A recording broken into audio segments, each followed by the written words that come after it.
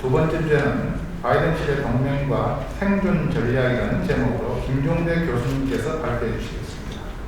김 교수님은 국방장관 정책보좌관을 역임하셨고 20대 국회의원으로 국방위에서 의정활동을 하셨으며 권위 있는 군사 잡지였던 디펜스 21의 편집장을 역임하셨습니다. 현재는 연세대학교 교수로 계시는 우리 군사 분야의 최고 전문가이십니다.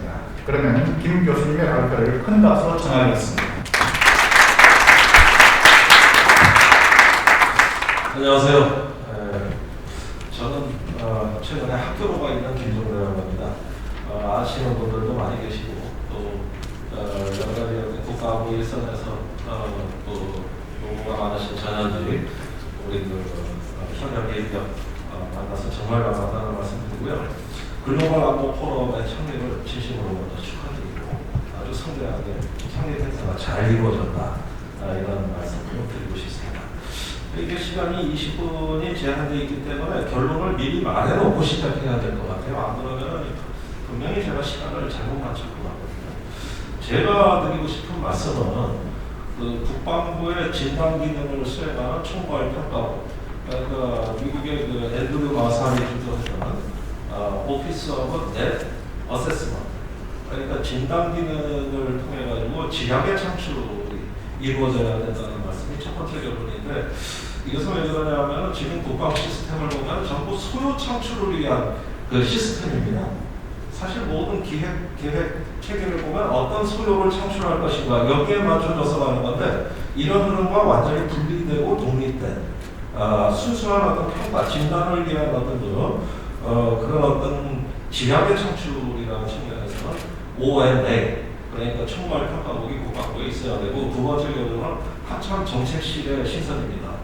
그 국가 군사전략사가 존재하지 않습니다. 우리 생존 전략이 존재하지 않아요. 그래서 저는 합참에 앞으로 중요한 기능은 국가 생존 전략, 구상 이런 기능들이 들어가야 된다는 건데요. 그 이유를 지금부터 풀어드리는 걸로, 이건 뭐 글씨가 작아서 안 보이실 것 같은데 그 자료집에 다 나와 있습니다. 이게 왜 필요한가 하는 부분을 이야기하는 것으로 발전을 대신하고자 합니다. 최근에 그 바이든 시대에 보면 지정학의 기한이라고 얘기를 합니다만, 또 포린 펠리시에서 대결별의 시대라는 표현을 썼습니다. 아시다시피 지금의 어떤 그 세계는 지난 30년간 세계화 시대, 즉 플랫 월드가 이제 거의 퇴조하고 다시 벽이 있는 세계, 월드로 기한하는 조짐을 보이고, 또 미국과 중국이 대결별을 선행하면서 주변 정세가 요동을 치고 있다. 그런데 이러한 주변 정세를 보는 데는 세 가지 시각이 존재한다는 것이죠. 첫 번째는 문명 충돌의 관점인데, 이것은 뭐 다 아시다시피 사무엘 헌팅턴이 주장을 했고, 또 문명 간의 어떤 충돌의 양상으로 분쟁이 발생할 거라는 시각인데, 최근에 그런 극명한 사례가 드러난 게 바로 백신입니다. 이 코로나 백신을 보면 미국이 5I 국가들에게는 아주 뭐 차고 넘칠 정도로 왕창 공급을 하는데, 한국, 일본에 대해서는 대단히 작다. 그리고 그 백신 외교의 어떤 그 세계 지도를 보면 굉장히 문명적인 양상으로 포진되어 있거든요. 저는 여기서 그런 문명 충돌의 요소가 분명히 존재한다고 생각이 됩니다. 두 번째 관점은 문명 충돌은 너무 과격하다. 뭐 그렇게까지는 뭐 갈 건 아니고, 미국이라는 패권국과 중국이라는 도전국의 세력전이다.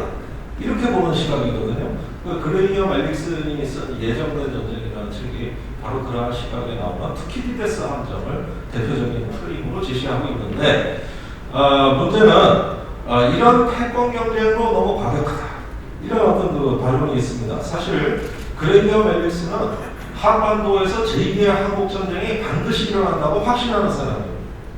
이 사람은 한국전쟁 반드시 일어난다고 보고 있습니다. 그래서 우리한테는 또 다른 어떤 그 패권 경쟁 담론을 도전으로 이렇게 인식시켜준 사람이고, 반면에 현실주의자 중에 미어샤이머 같은 조금 더 공격적 현실주의자라고 하면 그 정도까지는 아닙니다만 여전히 미중 갈등을 강조하고 있죠. 그런데 세 번째 관점이 있습니다. 패권 경쟁도 너무 과격하다. 사실 패권 경쟁이라고 한다면 또 동맹국을 포섭하는 능력이 있어야 되는데, 중국은 동맹국이 없습니다. 중국의 전 세계 동맹국이 어디 있습니까? 근데 미국의 동맹국은 거의 60개국에 달하고 있어요. 이게 무슨 패권 전쟁이냐? 이게 무슨 세력권 전쟁이냐? 그게 아니라 전략 경쟁이다.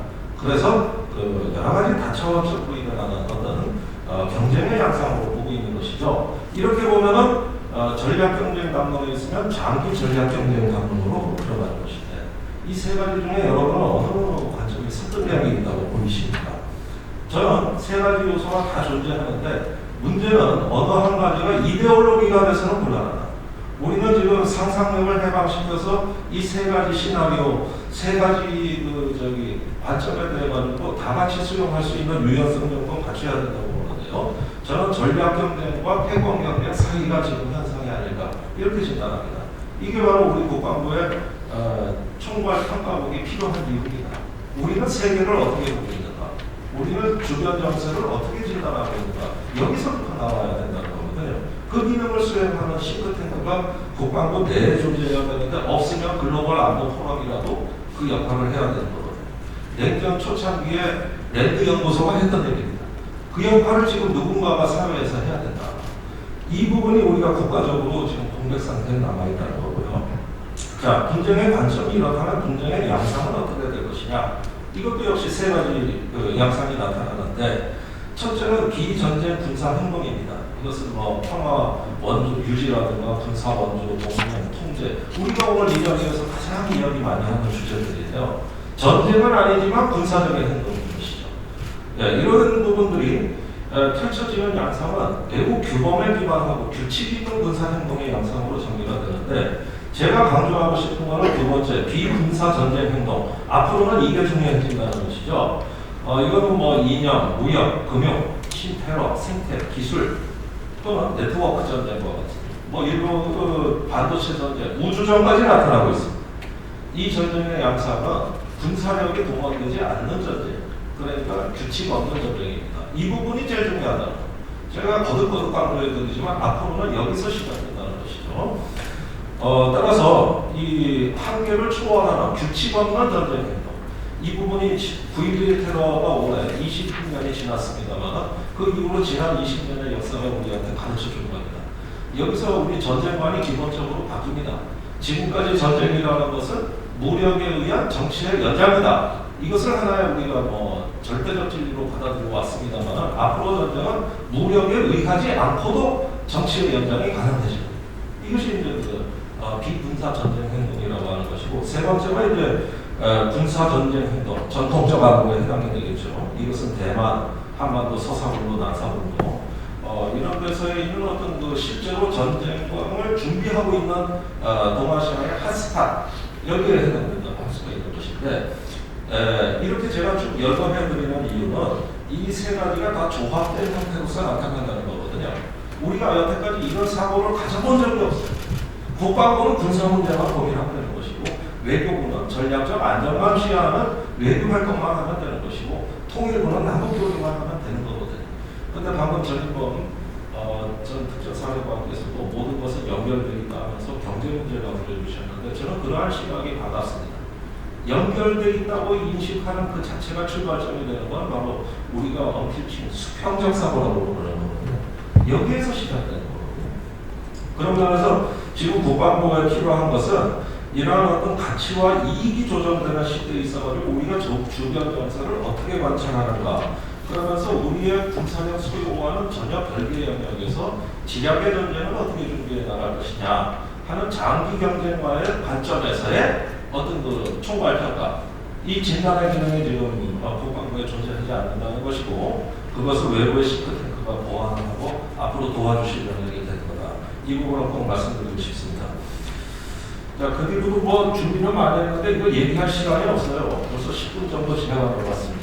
바이든 시대에 우리 동맹하는데 미국은 어떤 존재인가에 대한 우리 인식인데 역시 미국은 과거의 어떤 친절한 엉클쌤과 같은 이런 후견인으로서의 존재와 사뭇 다른 모습이 트럼프 때부터 보여지기 시작했거든요. 그래서 저는 과거에 어떤 한국은 미성년국가 또 뭐 미국은 삼촌이나 큰형님쯤 되는 후견인국가 이런 데서부터 나오는 한미동맹론이라면 앞으로 설 자리가 물론 유지는 되겠으나 굉장히 제한될 거라고 생각이 되고 차츰 앞으로는 거래 이게 바로 트럼프가 좋아하는 프레임입니다. 이익을 거래해야 하는 관계다. 세 번째는 균형자. 이건 역의 균형자로서 세력 균형을 동반하는 존재. 그렇게 되면 한미 동맹은 별로 중요하지가 않고 한미 일동맹 뭐 이렇게 다자주의적이고 어떤 그 세력권을 형성하는 이런 동맹으로서의 밸런서 역할 뭐 이런 식으로 여러 가지 그 다층적 의미가 동시에 지금 중첩돼 있기 때문에 동맹의 성격 역시도 우리가 전통적인 한반도 방위 동맹이냐 이건 냉전 시대 말씀입니다. 대규모 인계철선 주한미군을 통해서 구현되는 동맹이냐.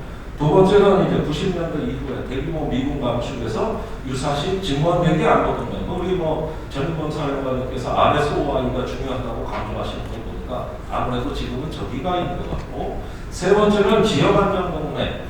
앞으로 인도 태평양의 가치를 표방한 어떤 지역안전동맹으로 광역화되는 것이냐. 네 번째는 이건 가장 이상적인 형태입니다만 한반도 평화체제 이후에 평화유지 동맹이냐.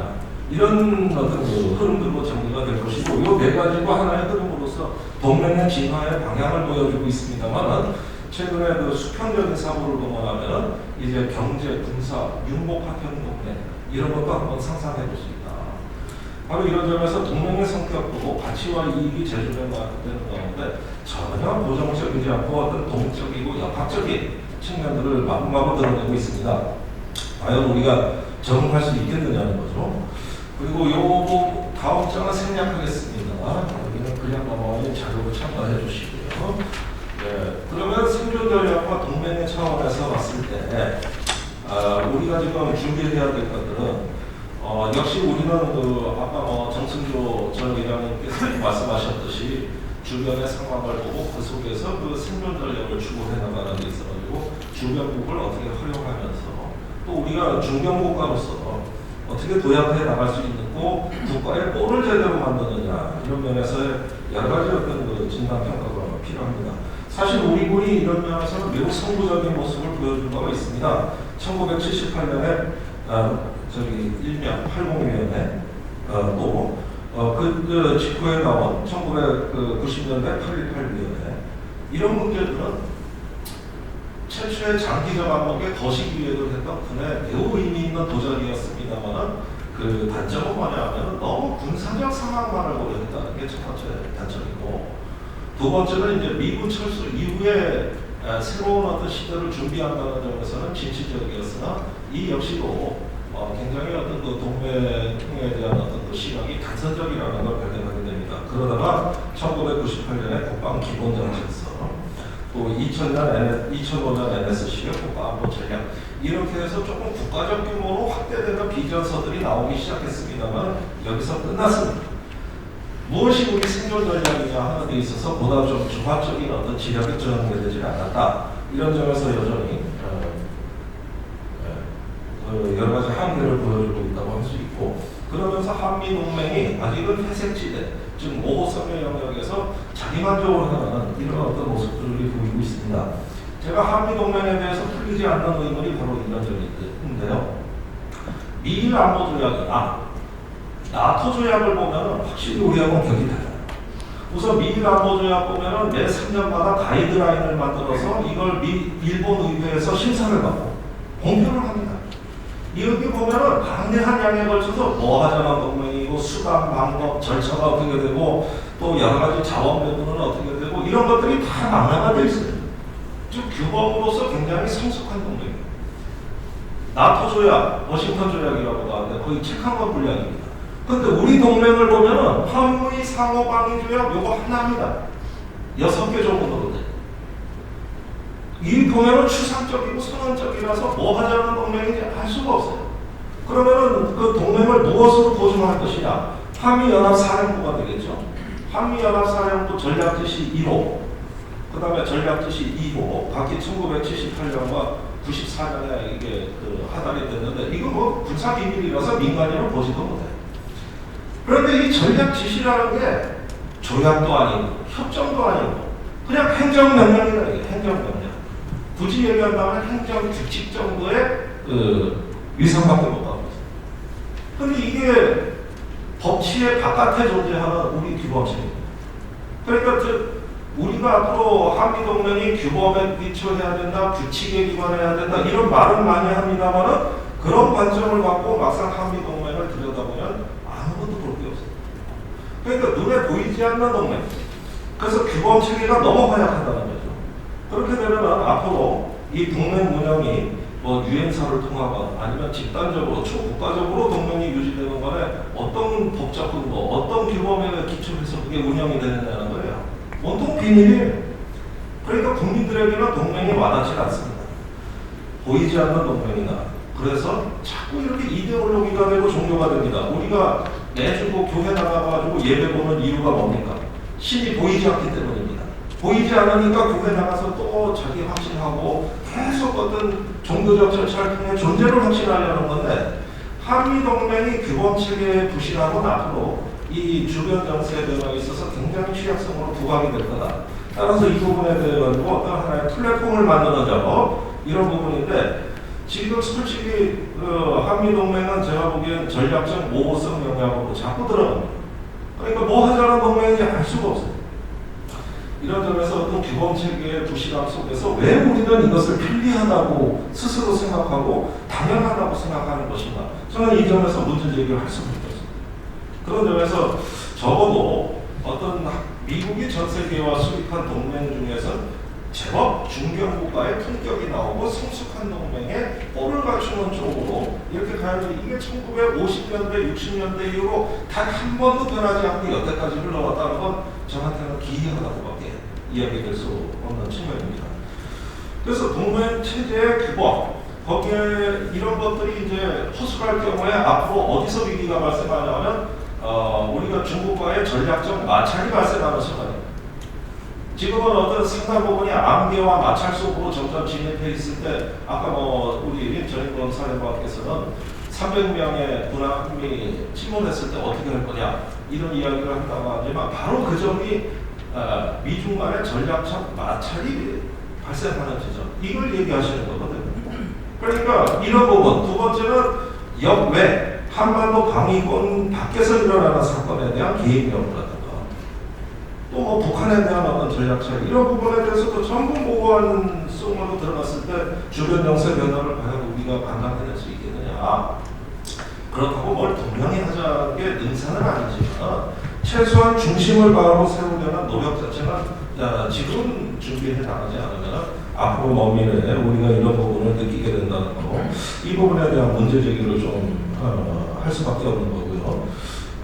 그 다음에 이제 합창이 앞으로 해야 될 어떤 그 국가 군사전략 수립 문제인데 이 부분에 대해서도 우리는 용기를 내지 못합니다. 자꾸 이거는 우리 영향, 우리의 어떤 한계 바깥에 존재하는 문제라고 하면서 회피해요.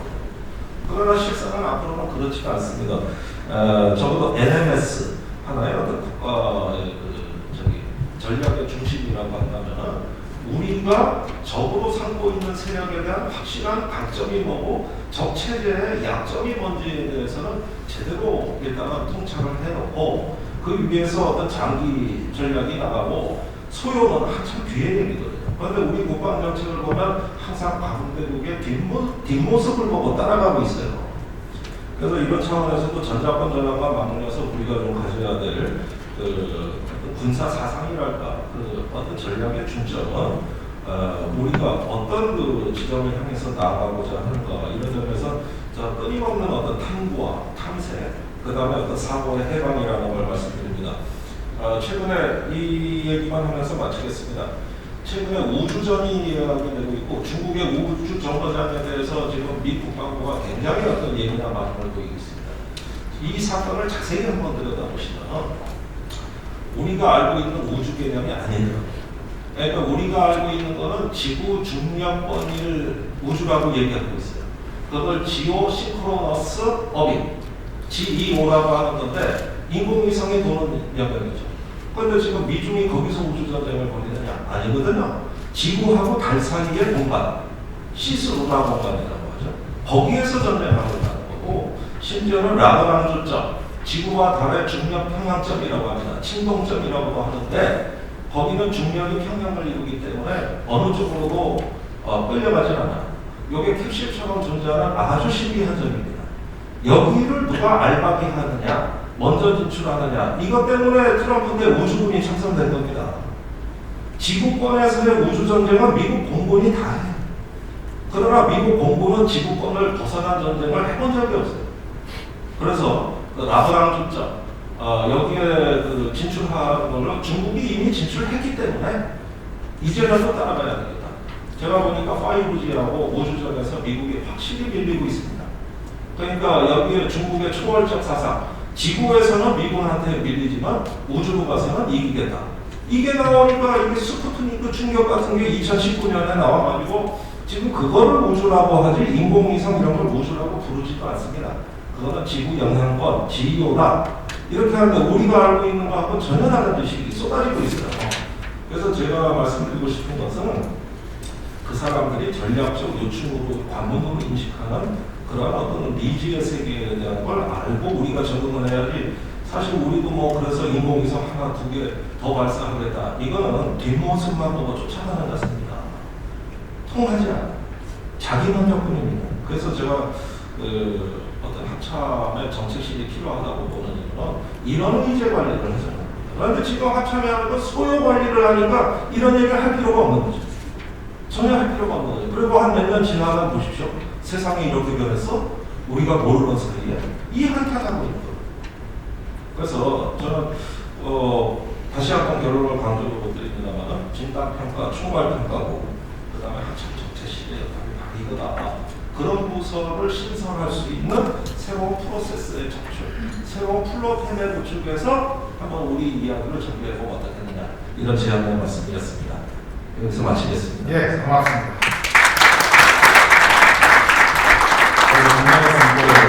새로운 시각으로 분석해서 좀 생소한 분야이기는 했지만 상당히 또 필요 있는 내용으로 생각이 됩니다.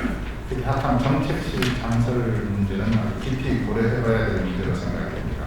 시간에 쫓겨서 충분한 말씀을 할 수가 없었던 점이 죄송한 말씀드립니다. 훌륭한 발표를 해주신 김 교수님께 다시 한번 큰 박수